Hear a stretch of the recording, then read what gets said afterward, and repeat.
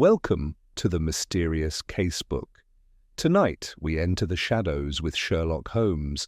In the cry from the cemetery gates, a voice pierces the fog of London's dead. Was it grief, guilt, or something far worse?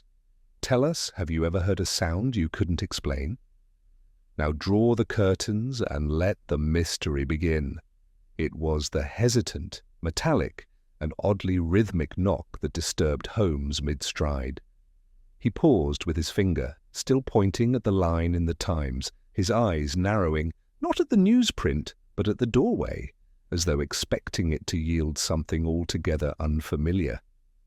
"I'll wager that there is no tradesman," he murmured. I rose and opened the door to a woman whose appearance was more whisper than presence, grey coat, no hat, and eyes that seemed to scan Baker Street for escape routes. She clutched a folded slip of paper between gloved fingers, and upon seeing Holmes, pressed it forward with trembling insistence. I was told he would understand. Holmes took the note without a word, and with one flick of his thumb opened the crumpled scrap. His brow furrowed as he read aloud. "He cries where none should speak, 'Come to the cemetery gates before nightfall, or the truth will stay buried.'" The paper bore no signature. "Watson," he said, already retrieving his coat, "the living seldom choose graveyards for daylight conversation unless the dead have become inconvenient." The click of the front door closing behind us became the case's first breath. That and the odd halves from the woman, swallowed by the sounds of mid-morning traffic. The wind was sharp by the time we reached Kensal Green. The tall iron gates closed, but not locked. As we entered, I noticed the sound, faint and repetitive, not quite weeping, not quite wind, more keening, like something caught between iron and air. "There," Holmes whispered, pointing toward the far edge of the main path. We found a man huddled behind a row of half-toppled stones, his back to us. He rocked slightly, fingers splayed across the gravel, and muttered something that sounded like a name. Beside him lay a bouquet, long since wilted, its stems snapped. Holmes crouched. "You were the one who sent the note?" The man flinched as if struck. "I didn't send anything, but you waited here with an unsent bouquet," Holmes said evenly, "and you repeat the name Agnes as if summoning a ghost." That name made the man's eyes snap upward. "Do you know her?" "No," Holmes replied, "but I know grief when it fails to fade." The man swallowed hard. "She died 5 years ago, drowned in the Regent's Canal, but I saw her yesterday, standing just beyond those gates." "Alive?" He nodded once. Her face was older, but it was her. I followed, but she vanished behind a carriage. "What brought you back here?" I asked. He looked to the ground. "Guilt." Holmes's gaze sharpened. "Because you were with her the night she disappeared?" "I left her crying," he whispered. "I thought she was only upset. I was afraid of what marriage would mean. I never saw her again." Holmes rose slowly, brushing dust from his coat. "And yet someone wants her found again now. Someone who believes her fate wasn't a suicide." The man didn't answer. He stared at a small marble cherub whose hand had cracked from its arm, as if even stone could come apart. Later, in a cab heading back to Baker Street, Holmes spoke abruptly. The man was not lying, not entirely. "Which part troubled you?" He said he saw her yesterday older. "But if her death was faked or misunderstood, then someone has gone to great lengths to let the idea of her rest. Why disrupt that now, to torment him?" I offered. "No," Holmes said, "to prepare him. For what?" The cab struck a rut and jolted. He looked out the window and I heard again that distant keening, except this time I realized it came not from memory, but from the street, a child's broken music box tune leaking from an alleyway we passed. Holmes tilted his head. The sound again. "You think it's connected? I think it will return. And when it does, it will not be the same. Back at Baker Street, Holmes unfolded the note again, placing it beside the wax print of a woman's face from a water-damaged photograph he had retrieved from his files. The ink had bled at the edges, giving her features a spectral blur. "Agnes Merrill," he said softly, "reported drowned after a quarrel with her fiancé. Nobody ever found it. Case closed, no inquiry. I moved closer. Do you think she's alive?" Holmes tapped the photo with his index finger. "If she is, someone wants her identity suppressed or reclaimed. If she's not, then someone is wearing her memory like a mask." He stood abruptly. "Come, Watson, we must find out who has access to the Merrill family plot, and who knows how to knock like a child with a metronome." I hesitated. "And the woman who brought the note?" "Gone," he said, without looking. "Because she wanted us to look but not to follow." A fresh knock startled us both. 3 quick taps, then 2 slow ones. Not at the door, at the window. Holmes moved swiftly, throwing open the curtain, but there was no one. Only the faint sound of that music box again, drifting across the street. Holmes stood perfectly still, his hand resting on the curtain, listening as the last fragile notes of the music box bled into the muffled drone of the street. Then, with uncharacteristic care, he turned the latch and stepped outside, barefoot on the stone, as if afraid that shoes might muffle some trace left behind. I followed a pace behind. The pavement was empty, save for a slip of brown paper near the drain, fluttering in the faint breeze. Holmes crouched. "Here," he said. It was a torn envelope, frayed at the corners, the address half smeared. He turned it over. No stamp, no name, but the seal bore a faint circle of red wax, still soft at the edges. "A fresh delivery," he murmured. "No more than 5 minutes old, brought by hand, likely dropped in panic." He handed it to me. The faint impression of a pressed key was embedded in the wax. Not a letter, but a small, toothed shape. "A music box key," I said quietly. "Or a warning," Holmes replied. "Whoever placed it here wanted us to know that the tune was no accident. It was chosen."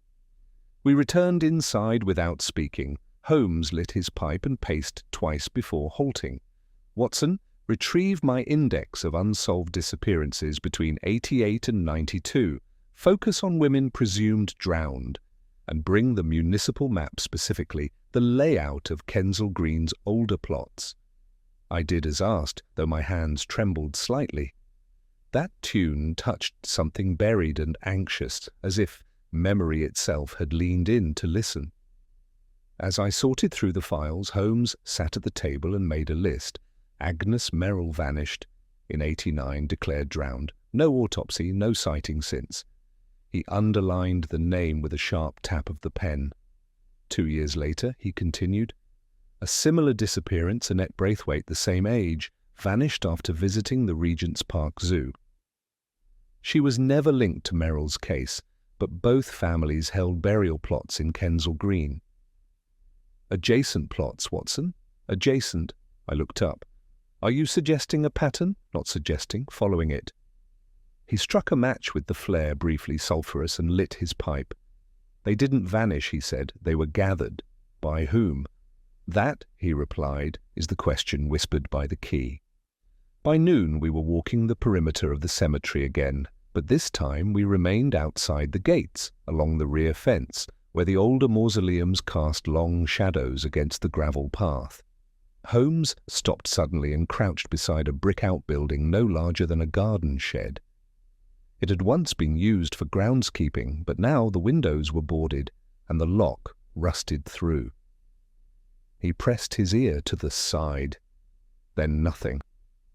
He gestured for silence, and there it was again, the faint, broken melody, just 5 notes this time. Then a pause, then silence. Holmes pulled a small pick from his pocket and worked at the latch. It gave with a tired squeal, and he pushed the door inward with the back of his hand. The interior smelled of oil and mildew. Along one shelf sat 3 wooden boxes, all carved in floral motifs. Holmes opened the nearest, a music box. Its key is missing. The cylinder still turned faintly as though it had been wound only moments before. The second box was identical, except it bore initials carved into the underside. A.M. Agnes Merrill, I said aloud. Holmes lifted the lid. No music played? The spring is broken, he said, yet the box is warm to the touch. He opened the third. This time the cylinder clicked twice, plink, then stopped. But those 2 notes were enough to match the melody that had haunted us since morning. Holmes examined the base. This one is newer. The carving is cruder, made in haste. I leaned closer.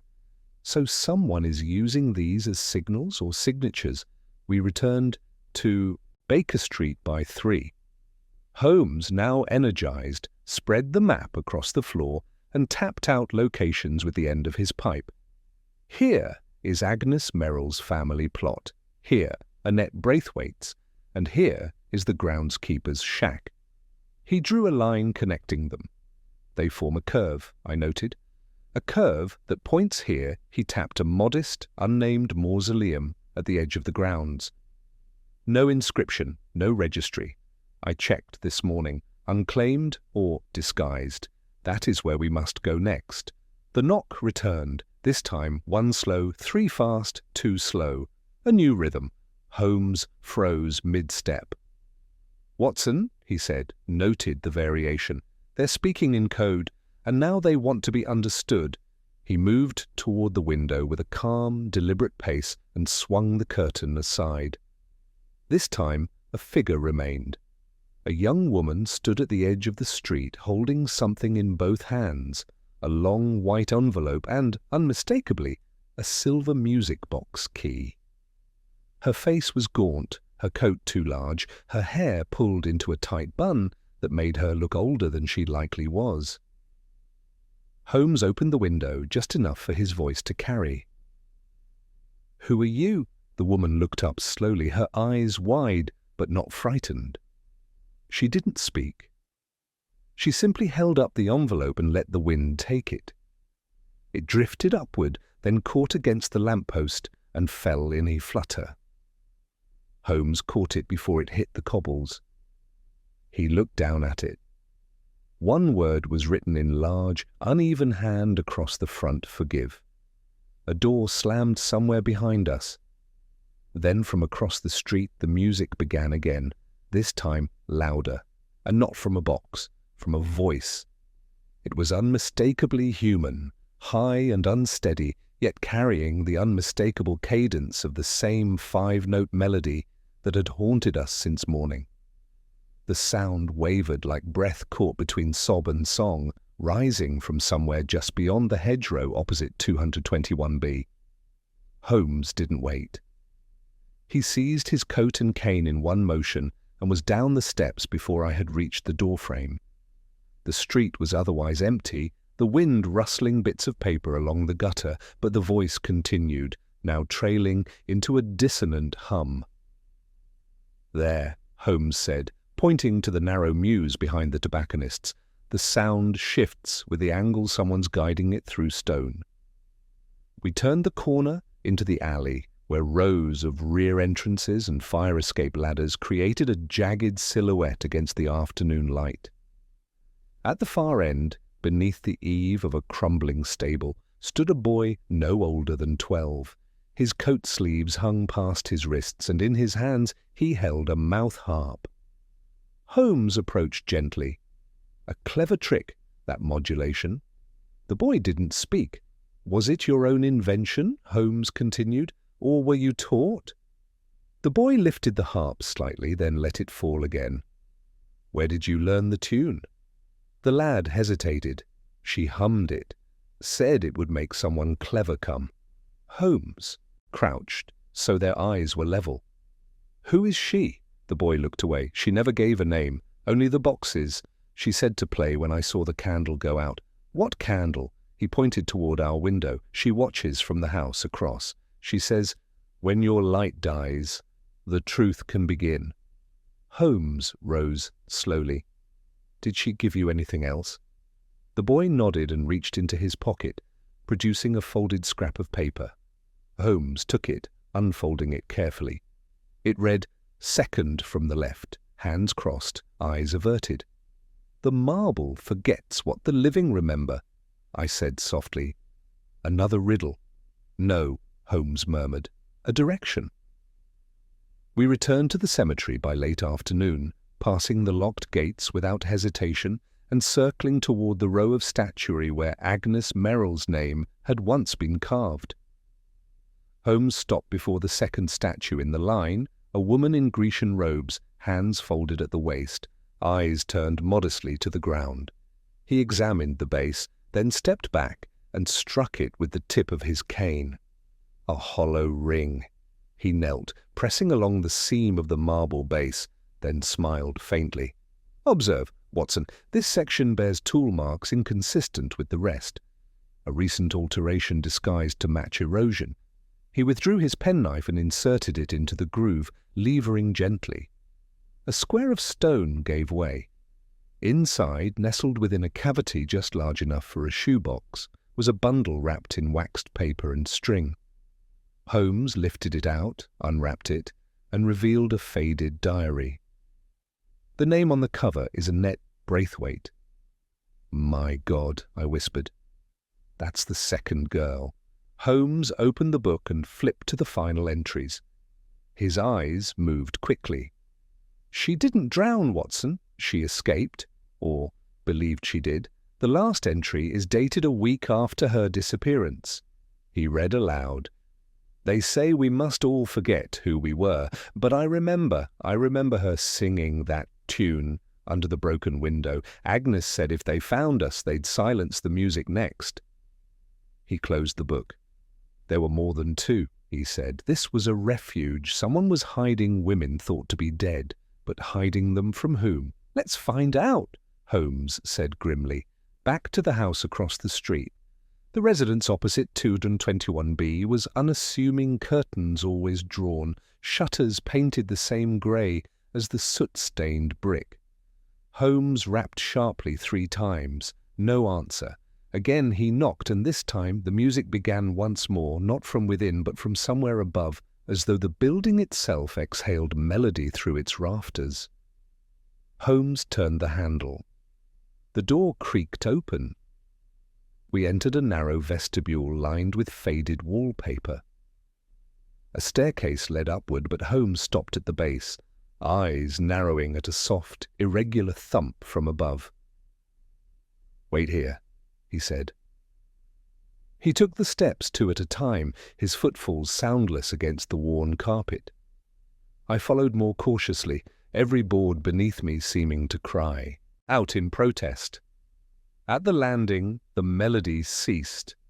A door at the end of the corridor stood ajar, swaying slightly. Holmes pushed it inward with the end of his cane.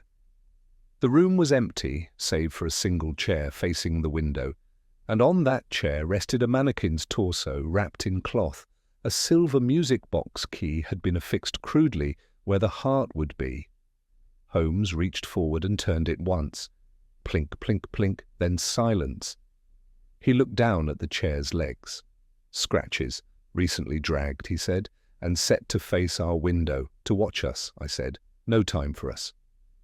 He opened the small drawer in the desk beside it. Inside, a series of notes, all written in the same shaky hand. Each one bore a date and a description.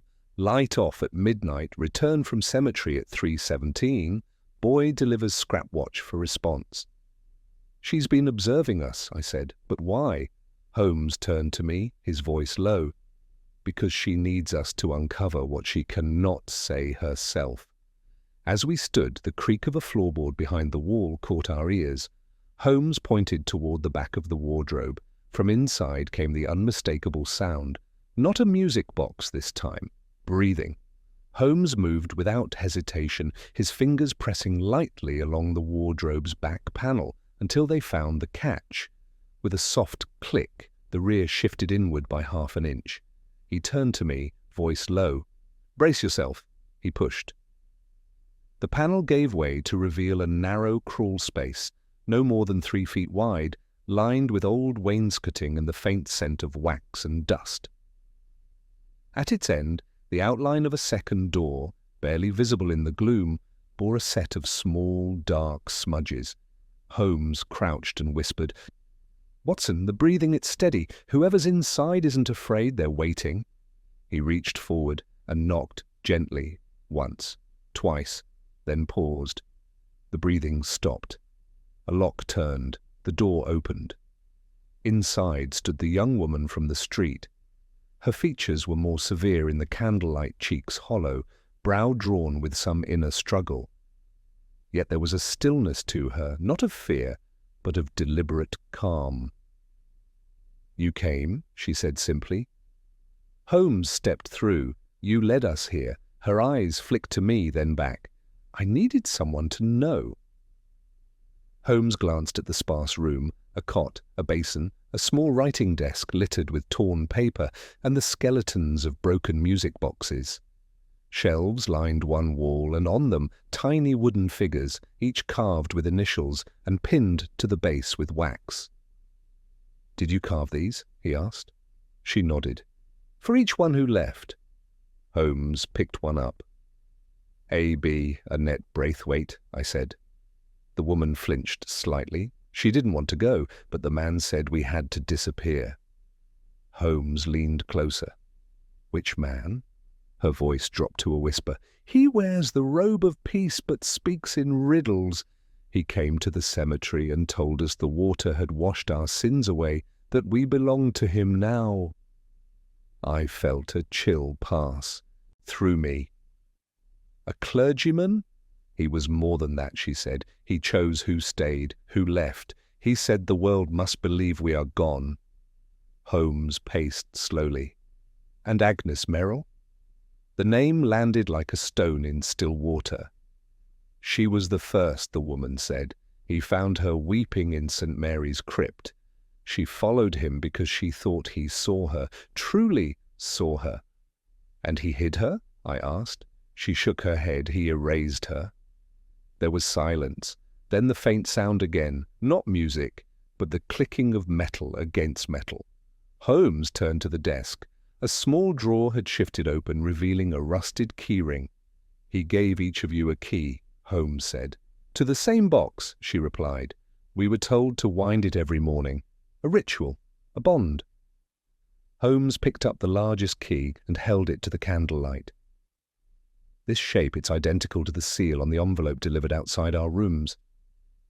She stepped forward. "That one belonged to Agnes." He met her gaze. "And she is alive?" "I don't know." He said she crossed over. "Cross what?" Her answer was a whisper. "The water."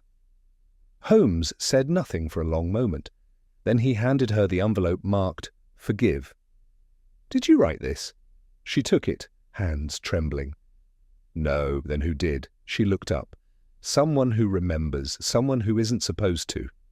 From below came a crash, then voices, men's voices. Holmes moved quickly, extinguishing the candle and pulling the hidden door shut behind us. "We're no longer alone," he said. The stairs creaked beneath heavy boots. From the shadows of the corridor, we saw 2 men in caretaker uniforms enter the front room. One knelt by the mannequin. "The key's missing," he muttered. The other man checked the desk. "She's been here. Look at the drawers open." Holmes leaned on me. "They're not police. Observe no badge, no protocol. They've come to retrieve, not question. What do we do?" Holmes smiled faintly. "We let them search." From the crawl space, the young woman gestured toward a second exit, a trapdoor beneath the cot.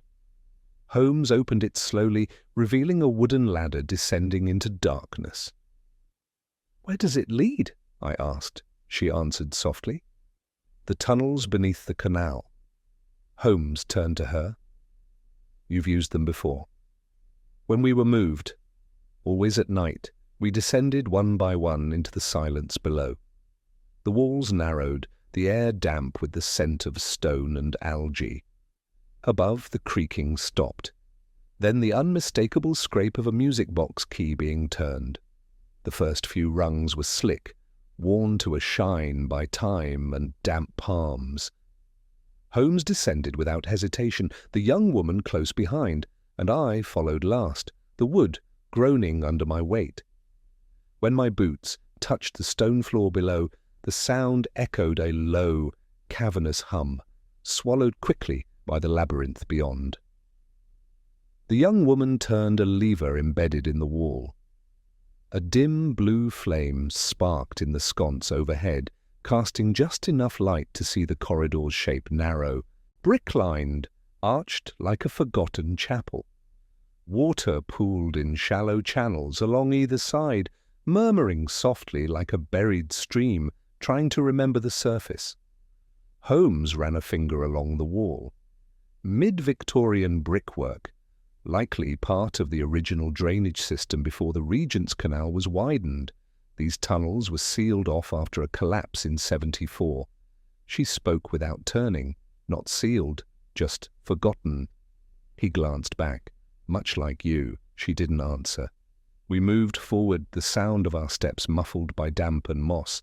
Every 20 paces another iron door appeared along the corridor wall, some rusted shut, others ajar. Holmes stopped at one and peered inside.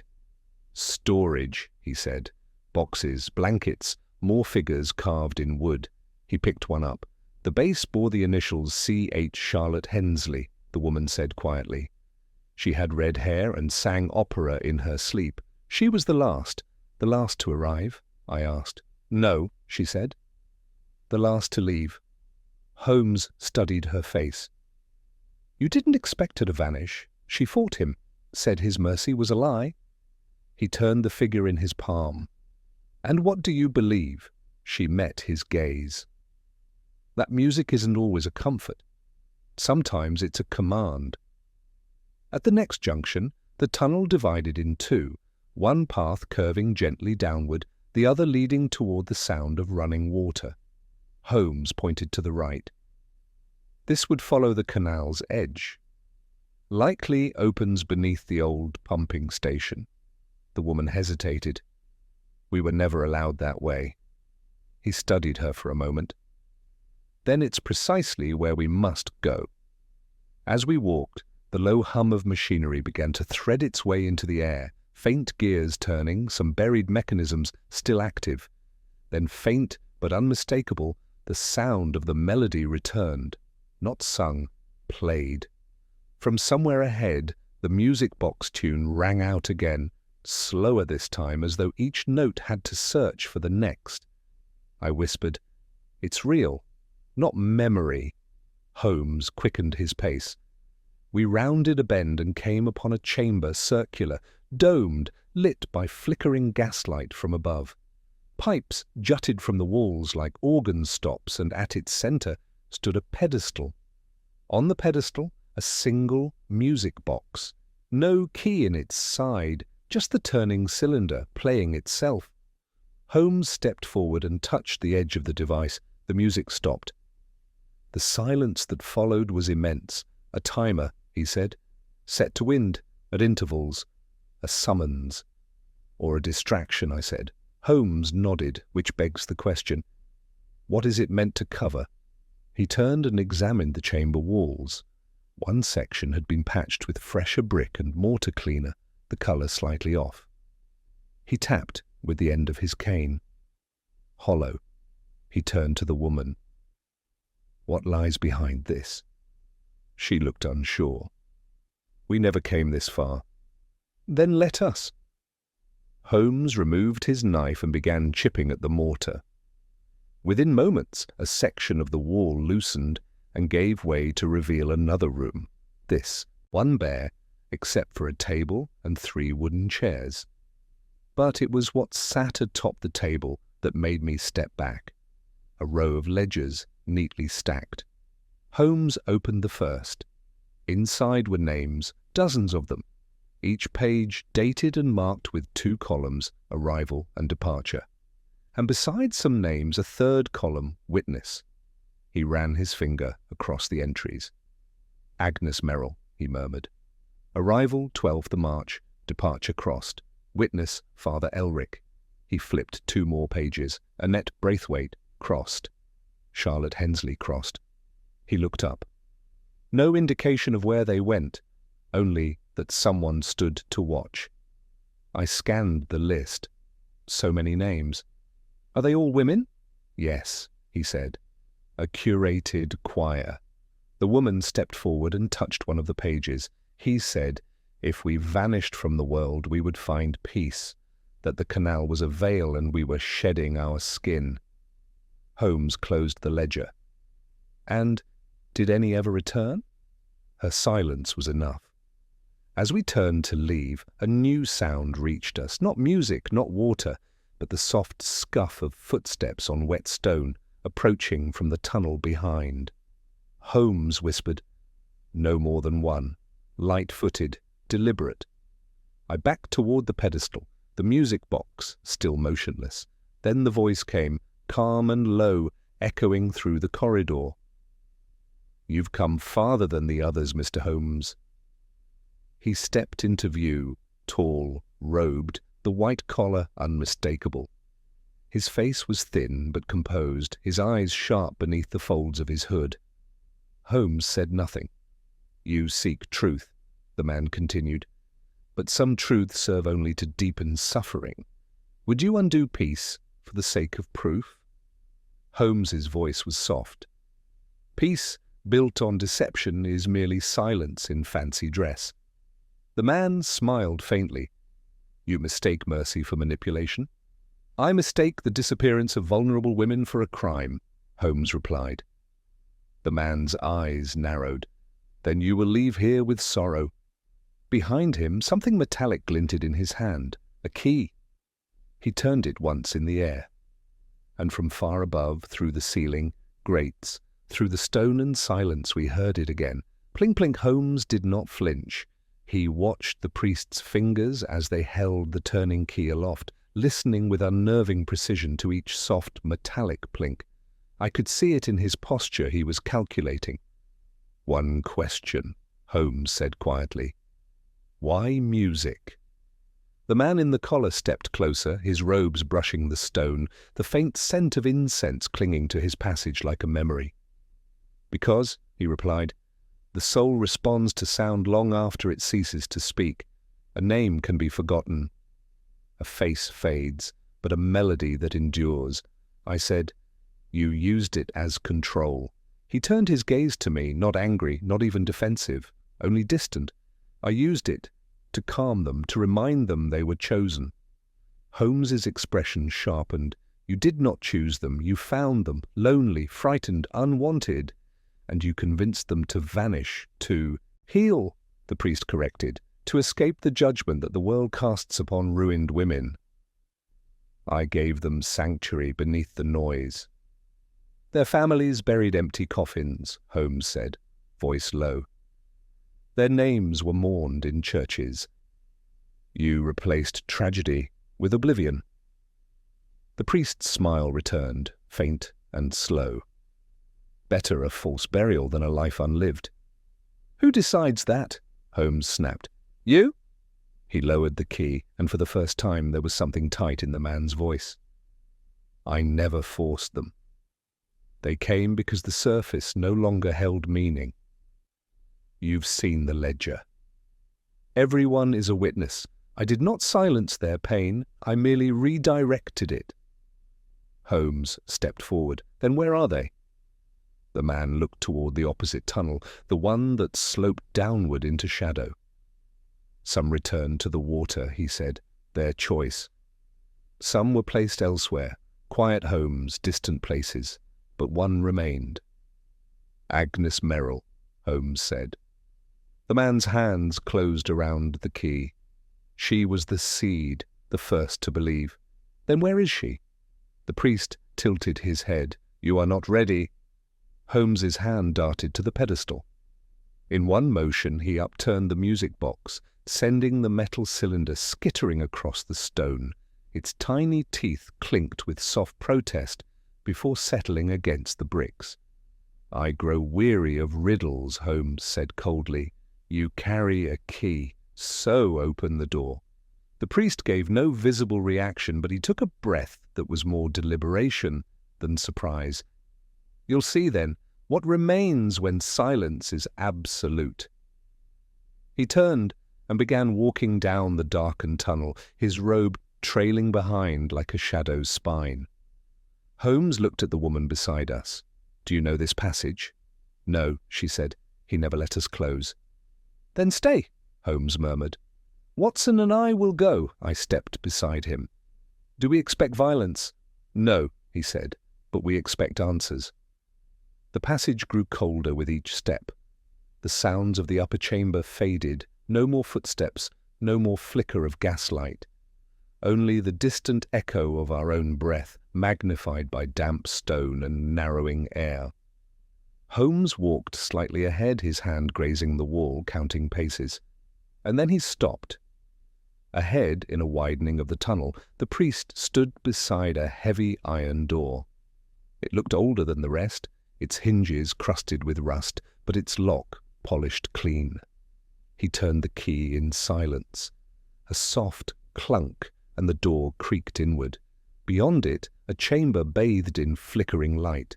Candles burned in shallow alcoves, and the walls were covered in cloth, not banners, not tapestries, dresses, dozens of them, all white. Holmes inhaled sharply, a reliquary. The priest said nothing. At the center of the room stood a stone basin, and beside it a figure, still, poised, wrapped in grey shawls, her back to us. Holmes spoke gently. "Miss Merrill." The figure did not turn. The priest stepped forward. "She has not spoken in months, but she listens. Always." Holmes walked slowly around the basin, his eyes locked on the woman's profile. She was older now, yes, but the jawline matched the photograph, the eyes still wide with a kind of perpetual astonishment. He knelt before her. "You've sent music, notes, forgive, you remember?" Her lips moved. Holmes leaned in. She whispered, "They all float, and I stayed behind." The priest spoke from the doorway. She chose not to cross, and so she remained, the last bell in the choir. Holmes's eyes never left her. "She needs to come back." The man's voice tightened. "She won't survive it." "She already has," Holmes said, "longer than any of your illusions." The woman closed her eyes. A tear slid down her cheek, catching the candlelight like a falling star. Then from above, the plink of another key turned in another box. But this time, it was followed by something else. Footsteps, many, coming down the tunnel. Holmes straightened at once, his hand drifting instinctively toward his coat, though we had brought no weapon. The footsteps echoed louder now, the pace uneven, not military, not urgent. A procession. The priest did not move. "They come to bear witness," he said. "To what?" Holmes asked. "To the reckoning." One by one they appeared in the arched mouth of the tunnel, women, 10, perhaps more, some young, others grey-haired, all dressed plainly. Their expressions were not frightening, nor blank. They looked upon Agnes as one might look upon a monument, or the final note of a hymn long sung. Holmes spoke softly. "Are these the others?" The priest nodded, those who stayed, those who heard the world call and refused. I stepped beside Holmes. "They've lived down here?" "In chambers," the priest replied, "simple quarters, quiet tasks. They kept their silence because they believed in its dignity." Holmes's tone sharpened. "Belief can be manufactured." "Not this," the priest said. "They were not prisoners, they were pilgrims." The women began to encircle the basin, some kneeling, some standing with hands clasped. No one spoke. But then from among them a sound, a hum, low, familiar, the melody again, plink, plink, plink, but human now, woven between voices like breath through reed. Agnes's head lifted. The priest's voice trembled. "You hear it?" She remembers. They all do. Holmes turned to the gathered women. "And what do you remember?" They kept humming. "Your names were mourned," he continued. "Your mothers buried you. The world believed you lost. One of the elderly women stepped forward. We were. You were hidden, Holmes corrected. Hidden by a man who offered peace on the condition that you cease to exist. The priest stepped forward sharply. I offered silence in a world that screamed at them. I offered a ritual in place of judgment. You offered oblivion, Holmes said, and dressed it as mercy. The humming faltered. Agnes looked up at him fully for the first time. Her voice was fragile, but it held shape. I remembered the sky last night. Holmes crouched. You saw it from the grate. Yes, she said. It was still there. The priest spoke again. And yet it holds no place for you. None of them could survive the return. Holmes stood, then let them choose, with full knowledge not under the weight of your theology. He turned to me. Watson, take the diary, the ledgers, every name. The priest's eyes narrowed.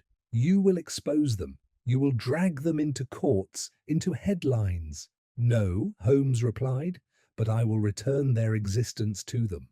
One of the younger women stepped forward. If we leave, what will we be? Holmes met her eyes. Alive. And that is all the world can offer. But it is more than a memory in a tomb. The humming ceased entirely now. Agnes reached out, placing her hand on the basin's rim. Her knuckles were pale, but steady. I want to see the street again. The priest took one step toward her, and Holmes was there at once, between them. No, he said. You have orchestrated this choir long enough. The man looked past Holmes at the others. Is this truly what you want? To vanish again only in another direction? The elder woman said, We are not vanishing, we are returning. One by one they moved to Agnes's side.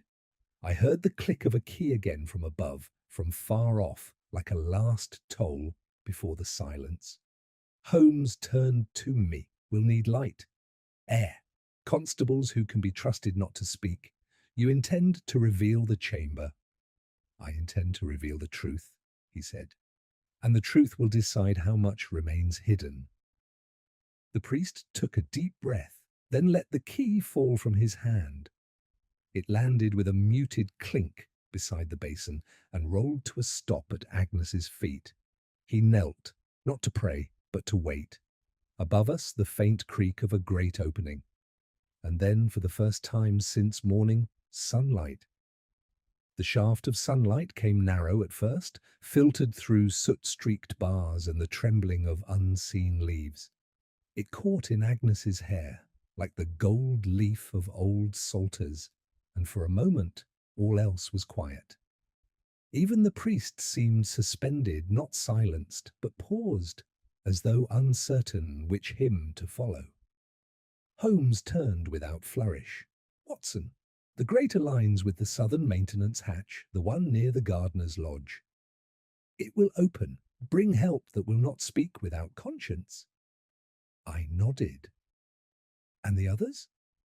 They will rise with her, he said, but not until we are ready. The elderly woman looked at Holmes. Will they take us back? To where? She smiled faintly. The world. He didn't answer at once. They may not, but now at least you will be seen. I climbed the narrow iron rungs up toward the grate, my palms catching on rust. When I reached the top, I pushed, and it gave. A square of blue and gold widened above me, and I pulled myself into daylight. Two constables stood no more than 20 yards away, their arms folded, boots planted in the gravel of the service path. Dr. Watson, one called out. From Inspector Lestrade, he said, you'd come up where no man ought. I waved them forward. Send for a private wagon, no markings, quiet men. And fetch Lestrade. Holmes will need discretion. The taller constable squinted toward the open hatch. Prisoners? Witnesses, I replied. And one architect of grief. Back below, Holmes was seated on the edge of the basin, speaking in low tones to Agnes. The others had gathered around them, hands resting on shoulders, fingers knotted like vines across stone. The priest remained by the door, silent now, the collar at his neck folded inward, as though it, too, had lost its purpose. I lowered myself back beside Holmes. They'll come. Lestrade will see to it. Holmes gave the slightest nod. Agnes has named 3 more, he said. Not victims, survivors, women placed in distant households, one in Sussex, another in Wales, still alive. If her memory holds, he said, and I believe it does. Agnes looked up at me. He said we could sing without being heard. I crouched beside her. And did you believe him? Her eyes found the light again. I wanted to. One of the younger women stepped forward. He said the water would take the weight. Holmes turned. And what did it take? The girl hesitated. My name, my letters, my sister's voice. Holmes's tone softened. Then it is time to reclaim what remains. The priest stirred now, finally, his voice barely above the rustle of cloth. They trusted me. Holmes did not look at him. So did children in towers and widows in cells. Trust does not sanctify deception. I never touched them, the priest said. Never forced, never chained. But you were isolated, Holmes said. You redirected their pain into silence and called it peace. And when that silence deepened, you offered them nothing but more shadows. I gave them orders. No, Holmes said. You gave them a mausoleum. The priest lowered his gaze. One of the carved wooden figures, the one marked AM, had been placed beside Agnes now, on the rim of the basin. She reached out and pressed a finger to it, then slowly, with care, pushed it into the basin's dry hollow. A final resting, perhaps. The sound it made was just a soft tap against the stone, echoed longer than it should have. Holmes stood. We should go. Agnes turned toward the others. Will you come? One by one they nodded.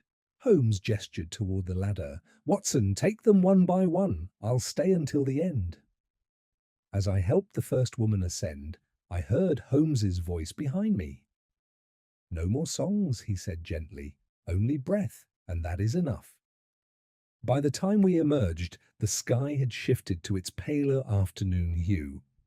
A private coach had arrived, as requested. Lestrade was already there, his brow drawn in that way of his, when something both disturbed and intrigued him. I brought no uniforms, he said. Not yet. But you'll tell me what you've found. You'll see it, I replied. In their eyes.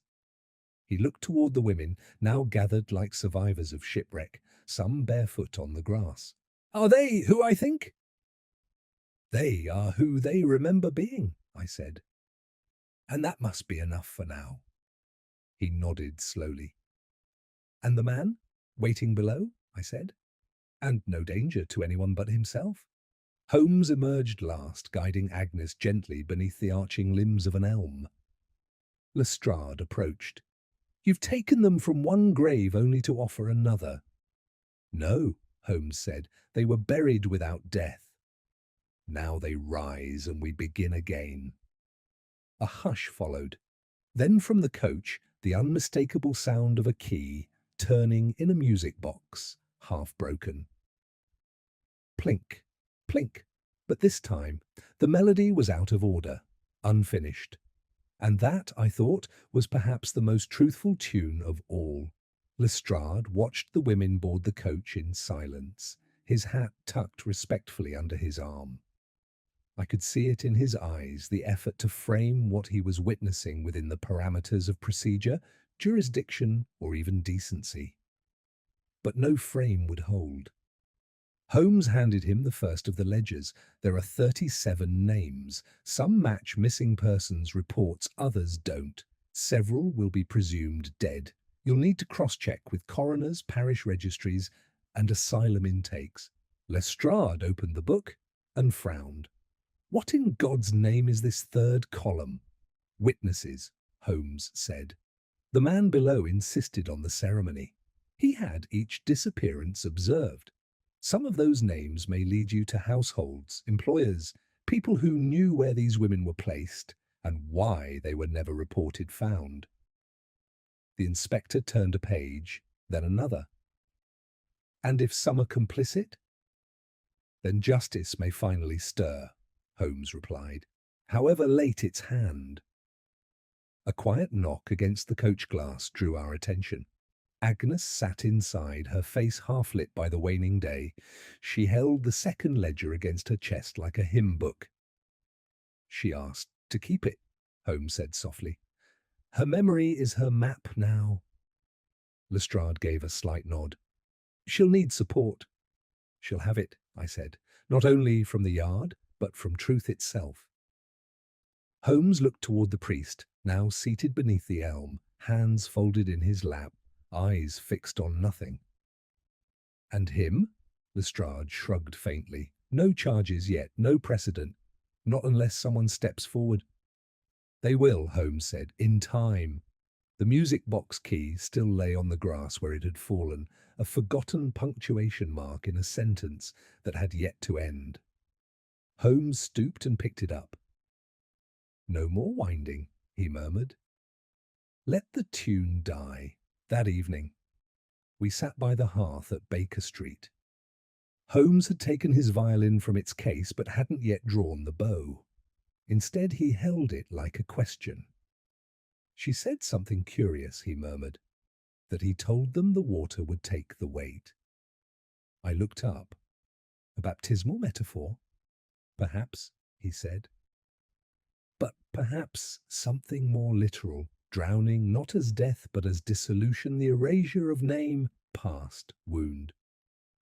You think he believed it? I think, Holmes said, he needed to believe it, to sanctify them. Manipulation. I sipped my tea and considered. He was careful, too careful for someone seeking fame. He wanted silence, not notice, which is why he was so dangerous, Holmes said, because he saw himself as merciful. A silence settled between us. Then Holmes spoke again, but mercy without memory is merely disappearance.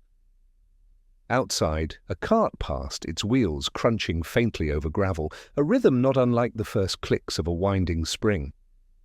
I said, what happened now to the rest, the ones still out there? We found them, Holmes said, if they want to be found. He stood, crossed to the shelf and drew out a paper, the crumpled note that had begun it all. He cries where none should speak. He held it to the fire. The flame caught quickly. No more signals, he said. Let them come by voice, not cipher. There was a knock at the door, not frantic, not coded, just 3 solid raps. I stood, heart quickening, and opened it to reveal a woman in a navy cloak. Her hands were bare, her face lean but composed.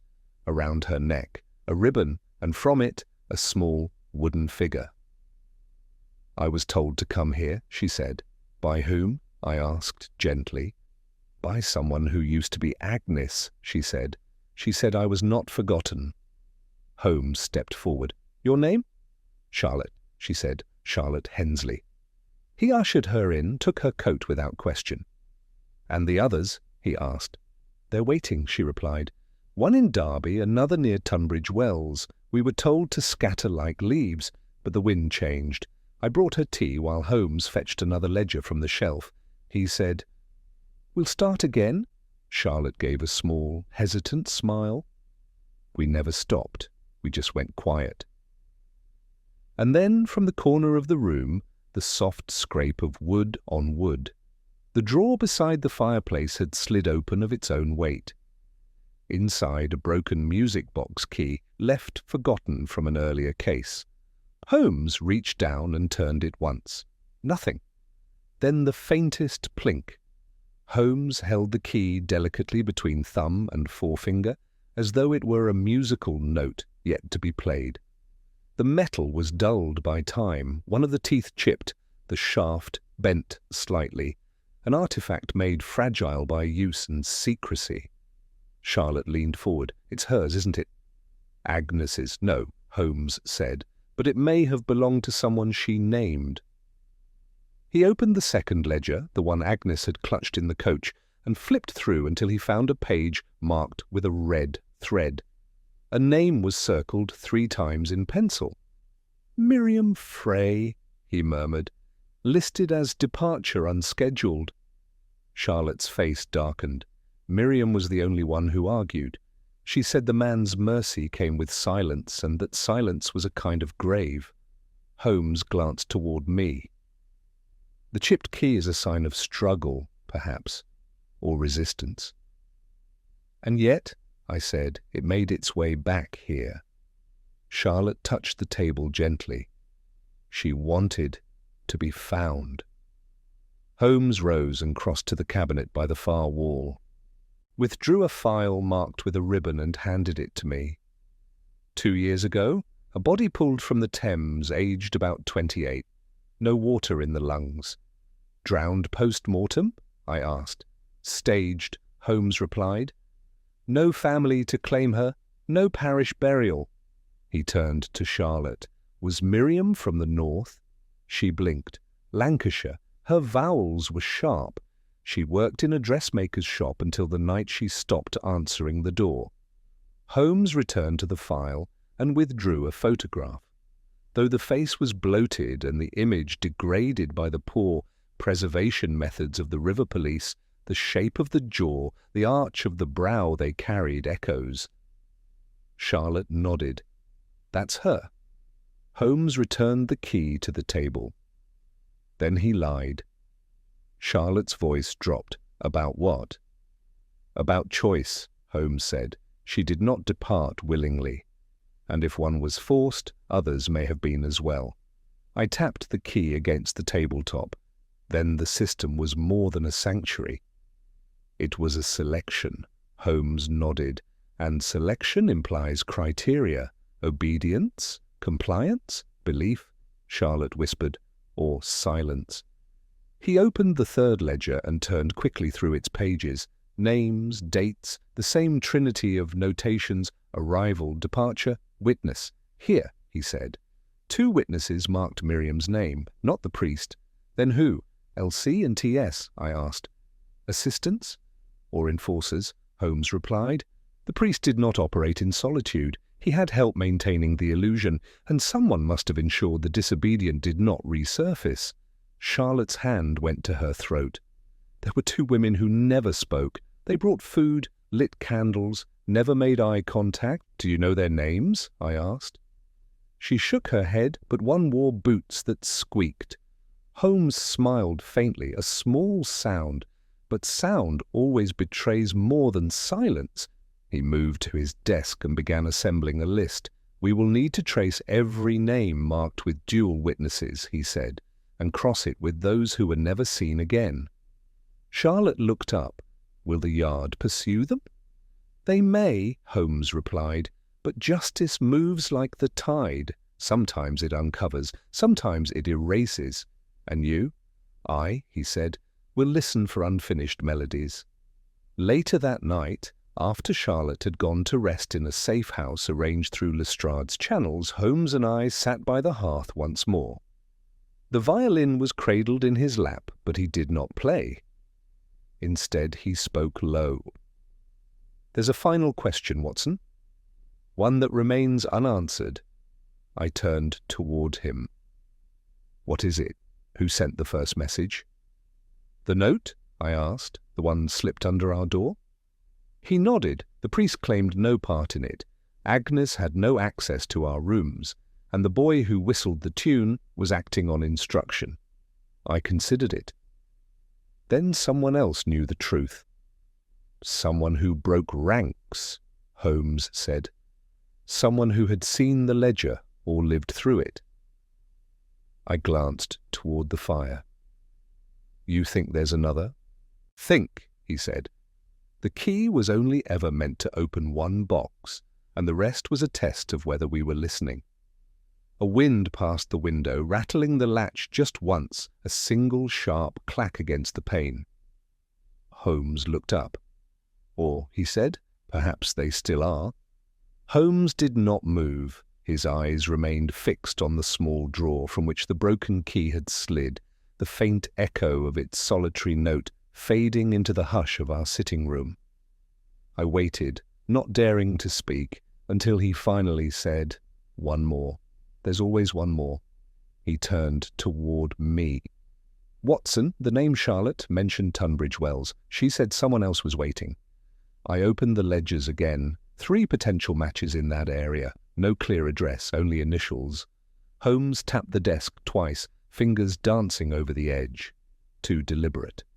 If this were merely survival, anonymity would suffice. But these women were mapped, their silence charted. He pointed to a scrawled symbol beside one name, a crescent drawn beside the initials ER, not used anywhere else in the ledger. What does that suggest? I studied it. A designation? A rank, Holmes said, or perhaps a role. Charlotte's words came back to me. They said she was the listener, not a phrase, a title. Holmes pulled out the earliest ledger, the one with Agnes's name at the top, and turned to the final page. There, beneath a line of names marked "Departed," was a 4th column we hadn't noticed before. Blank, save for one word. Echo. He tapped it. There's your signal. I leaned forward. You think she's the one who sent the first message?